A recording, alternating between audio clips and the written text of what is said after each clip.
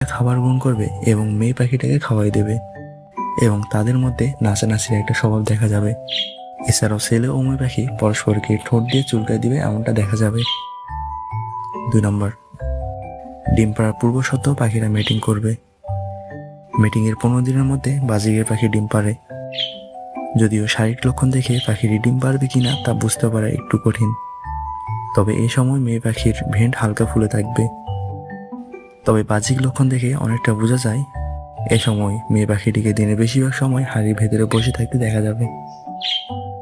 3 নম্বর, পাখির মধ্যে nesting behaviour লক্ষ্য করা যাবে।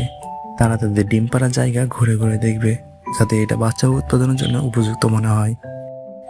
এই সময় তারা তাদের বাসার মুখ কামড়ে কামড়ে দেখবে এবং ভেতরটা পরিষ্কার করবে, সাথে তার মধ্যে বাসা রক্ষা করার একটা প্রবণতা দেখা যাবে। 4 নম্বর, পরবর্তী লক্ষণে দেখতে